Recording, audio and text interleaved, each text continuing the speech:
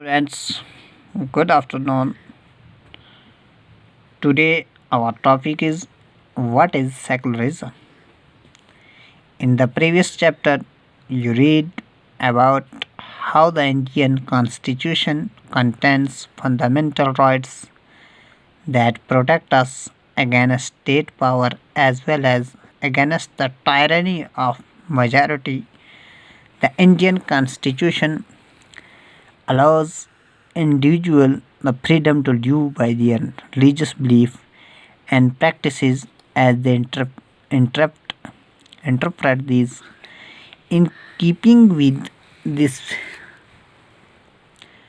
idea of religious freedom for all, India also adopted a strategy of separating the power of religion and the power of state. Secularism refers to this separation of religion from the state.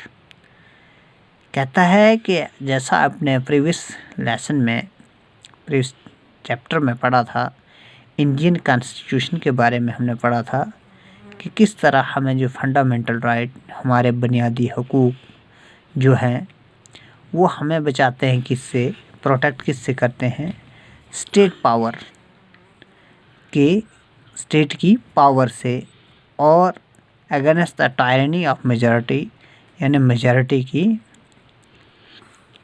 Power से हमें बचाते हैं, दुख से तकलीफ़ से हमें बचाते हैं। द इंडियन कॉन्स्टिट्यूशन अलाउज, कहता है हिंदुस्तान का जो कॉन्स्टिट्यूशन है ये हमें राइट देता है, फ्रीडम देता है, हमें आज़ादी देता है कि हम किसी भी मज़हब में यकीन रख सकते हैं, कोई भी मज़हब हम अपना सकते हैं और उसको प्रैक्टिस कर सकते हैं। कहता है जब मज़हब मुख्तलिफ हैं तो फिर कुदरती बात है कि हमारे पास एक ऐसी स्टेट होनी चाहिए, एक ऐसी गवर्नमेंट होनी चाहिए जिसका मज़हब में कोई दखल ना हो। तो मज़हब से अपने आप को अलग करने के लिए स्टेट के लिए क्या ज़रूरी है कि सेकुलरिज्म क्या है कि it refers to the separation of religion from state, कि रिलीजन का स्टेट से कोई ताल्लुक़ नहीं, यानी स्टेट का कोई रिलीजन नहीं और इसमें रहने वाले लोगों को पूरी आज़ादी है, पूरी फ्रीडम है कि वो जो भी मज़हब अख्तियार करना चाहें वो कर सकते हैं। तो अब हम आगे जो हमारे पास जो आ रहा है, why is it important to separate religion from the state. कहता है क्यों ज़रूरी है कि हमने माना कि सेकुलरिज्म जो है वो सेपरेट करता है रिलीजन को स्टेट से, लेकिन ये ज़रूरी क्यों, इसकी इम्पोर्टेंस क्या है, इसकी अहमियत क्या है, हमारे लिए किस तरह से अहम है। As discussed about the most important aspect of secularism, it is separation of religion from state power. This is important for a country to function democratically. कहता है अगर किसी भी कंट्री को डेमोक्रेटिकली चलना, जमहूरियत से चलना हो, तो उसको क्या करना पड़ता है कि रिलीजन को स्टेट से अलग कर रखना पड़ता है। Almost all countries of the world will have more than one religious group living in them. कहता है दुनिया के हर एक जो मुल्क है उसमें तकरीबन हर मुल्क में एक से ज़्यादा मज़हब के मानने वाले लोग रहते हैं।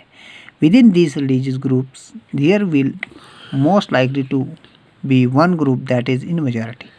कहता है कि हर ग्रुप के अंदर, हर मज़हब के अंदर एक ग्रुप ऐसा है जो मेजॉरिटी में होता है, यानी जिसकी पूरी ग्रुप पर, पूरे मज़हब पर चलती है, उस बिलीफ वाले लोगों पर चलती है।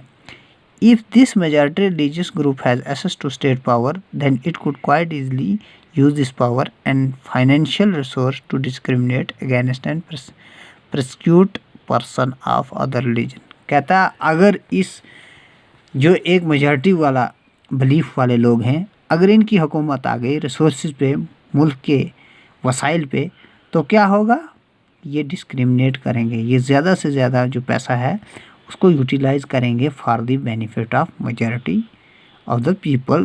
The majority could quite easily prevent minority from practising their religion. अब कहता है जो मेजॉरिटी होगी वो क्या करेगी, जब उनकी पावर आ जाएगी, यानी इसका मतलब कि मज़हब की हुकूमत आ जाएगी, तो जो माइनॉरिटी में लोग होंगे तो उनके लिए क्या हो जाएगा, ये रोकेंगे उनको, ये इजी बन जाएगा उनके लिए कि वो उनको अपने मज़हब से रोक दें। Any right that a democratic society guarantees to each and every citizen irrespective of their religion. Therefore, the tyranny of majority and the violation of fundamental right that can result is one reason why it is important to separate the state and religion in democratic society.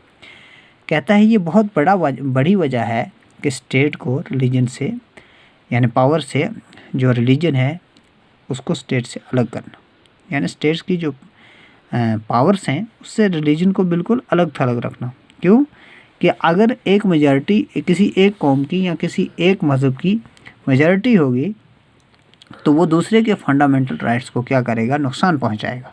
तो इसलिए भी ये ज़रूरी है कि इसको separate किया जाए। किसको सेपरेट किया जाए?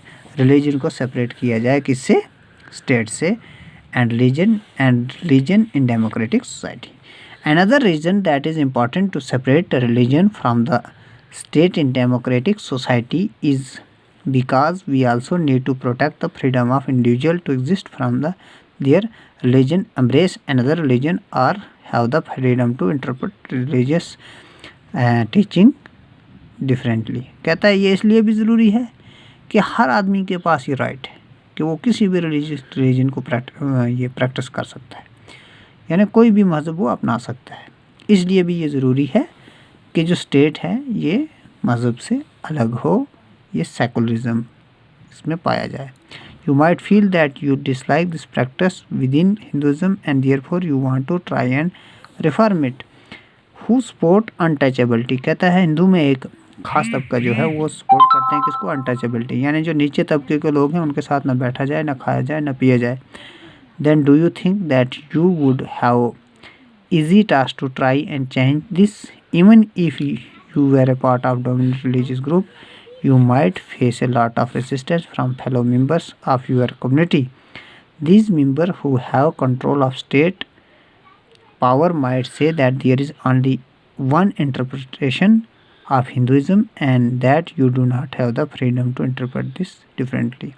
तो कहता है कि अगर रिलीजन की हुकूमत हो, मज़हब की हुकूमत हो, तो ये मुश्किल बन जाता है स्टेट के लिए कि सबको फ्रीडम देना, सबके राइट्स को सिक्योर करना, सबको सिक्योरिटी देना, सबको जो है अपने अपने रिलीजन के मुताबिक प्रैक्टिस करना।